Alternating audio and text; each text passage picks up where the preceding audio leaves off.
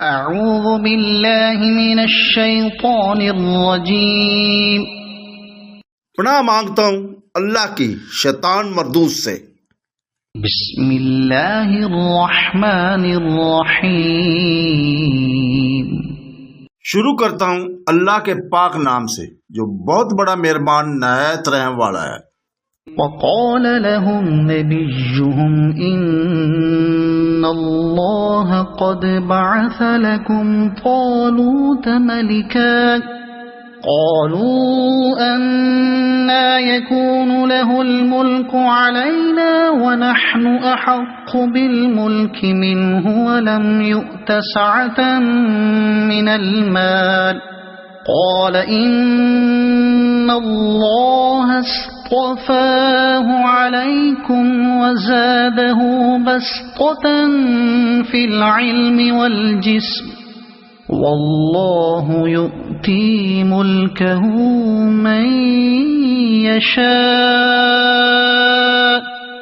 والله واسع عليم۔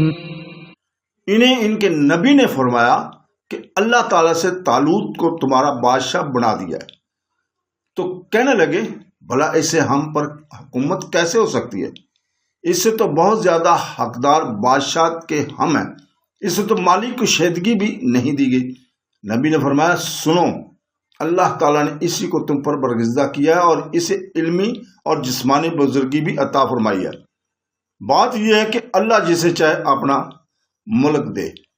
اللہ تعالیٰ کشیدگی والا اور علم والا ہے۔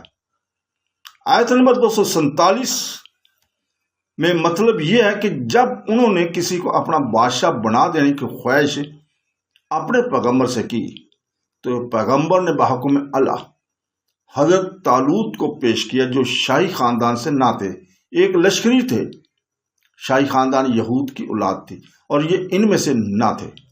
تو قوم نے اعتراض کیا کہ حقدار بادشاہ کے تو اس سے بہت زیادہ ہم ہیں۔ پھر دوسری بات یہ ہے کہ اس کے پاس مال بھی نہیں، مفلس شخص ہے۔ بعض کہتے ہیں یہ سکے تھے، کسی نے کہا یہ دباغ تھے۔ بس پہلی سرکشی تو اعتراض کی صورت میں احکام نبوی کے سامنے ان سے یہ ہوئی۔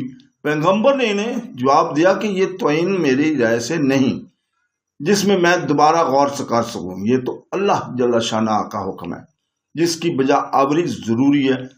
پھر ظاہر ابھی وہ تم میں بڑے عالم ہیں اور قوی اور طاقتور، شکیل اور جمیل، شجاع اور بہادر، لڑائی کے فنون سے پورے واقف کار ہے۔ یہاں سے بھی یہ ثابت ہوا کہ بادشاہ ذی علم، شکیل، قوی، طاقتور، بڑے دل اور دماغ والا ہونا چاہیے۔ پھر فرمایا کہ اصلی اور حقیقی حاکم اللہ تعالیٰ ہی ہے، ملک کا مالک فی الوقت وہی ہے، جسے چاہے ملک دے۔ وہ علم اور حکمت والا، رافت اور رحمت والا ہے۔ اس سے کس کی مجال ہے کہ سوال کرے؟ جو چاہے کرے، سب سے سوال کرنے والا کوئی نہ کوئی ہے، لیکن پروردگار سے مستثنا ہے۔ وہ وسیع فضل والا اپنی نعمتوں سے جسے چاہے مخصوص کرے۔ وہ علم والا ہے، خوب جانتا ہے کہ کون کس چیز کا مستحق ہے اور کس چیز کا مستحق نہیں۔ صدق اللہ العظیم۔